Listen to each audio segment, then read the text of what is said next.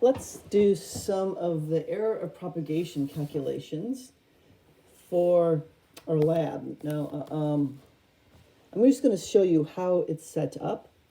So remember we have the specific heat of the specimen, the heat of the specimen is going to be launched into the water in the cup. So we have three things.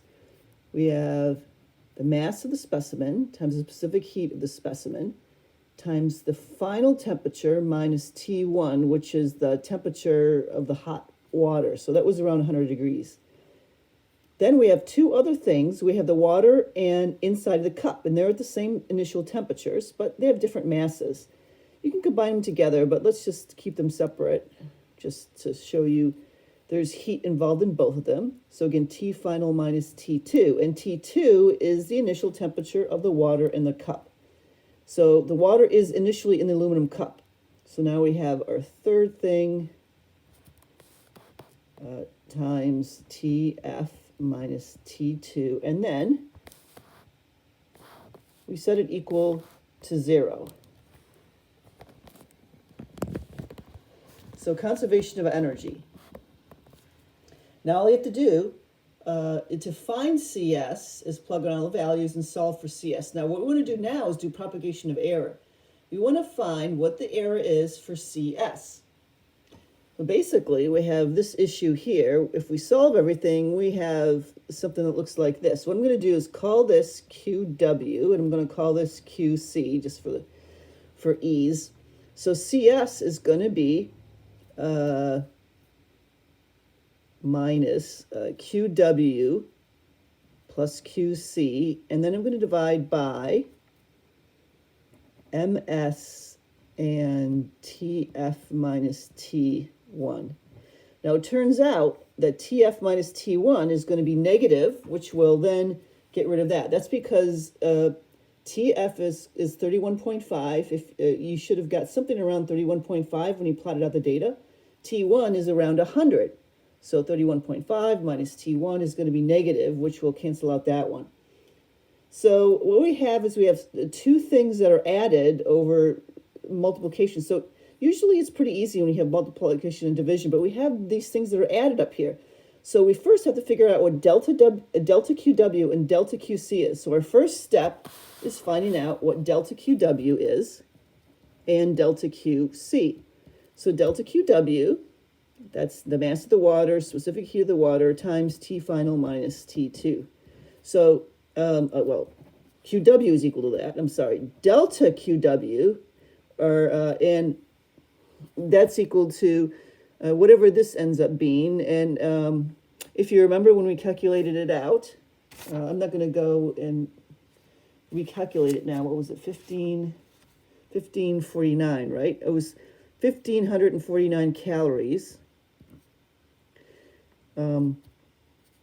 And then you got to do the propagation of error, which is you got to pick everything that is multiplied by. Now the CW, that's a constant, but look at the M. We used a scale, so plus or minus 0.1. The mass of the water was 122.9, so you put that under M. And remember, this is we're adding things in quadrature. Then we have the delta T over T. So the delta T is always going to be 0.1 for all of ours because we used that multimeter that was plus or minus 0.1. The change in temperature for the water was 12.6. It was degrees Celsius. It was 31.5 minus the initial temperature, which was 18.9. So again, there's no units because kind of they cancel out top and bottom.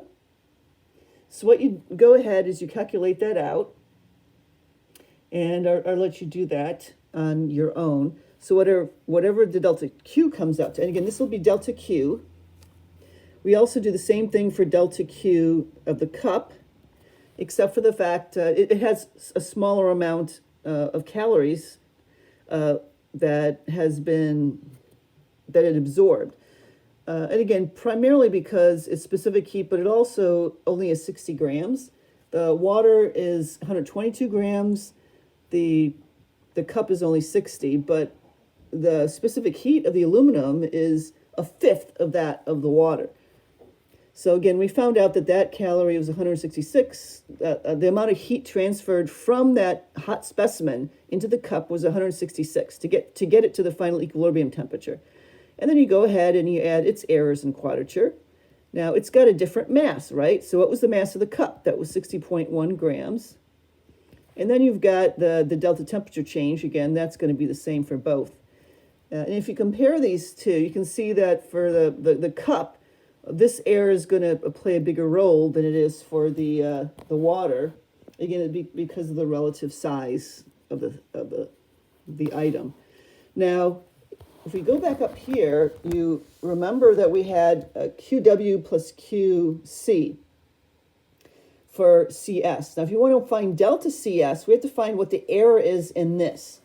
So what we want to find is the error in QW plus QC. Well, I found out what delta QW was, and I know what QC is once you do the calculations. So how do I find out what delta of QW plus QC is? It's different than adding these two things up. You can't do that. You have to add errors and quadrature. So this is how you add up errors when you're added up together. It's actually quite simple. All you do is you take the error in QW, which is this one right here, square it.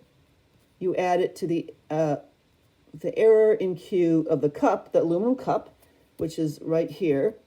And then once you add them, the squares of them, you take the square root of it. And that will be the error of on this top. So now we're ready to find our third thing. So first of all, we have to find the individual errors of these two because they themselves have errors that propagate.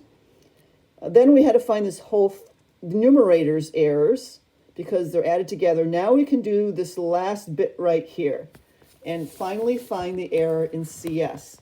So the error in the specific heat of our specimen, that's going to, of course, equal the specific heat of the specimen itself. Again, if you want to keep it a percentage, you wouldn't put that in there. But I wanted to write in this particular lab, what is the uncertainty in our particular measurement? So we multiply it by our measurement. So there's this delta Q. So what is CS? It's got this divided by this and this. So we're going to have three things that are added up together under that square root sign. We've got the error of QW plus QC over QW plus QC. And then again, remember, you have to square everything underneath this, is called adding errors and quadrature. It's a tongue twister, and that's an error. So then we have the mass. So that's the error in the mass of the specimen over the mass of the specimen squared. And then we've got the error in the delta T of the specimen over delta T specimen squared.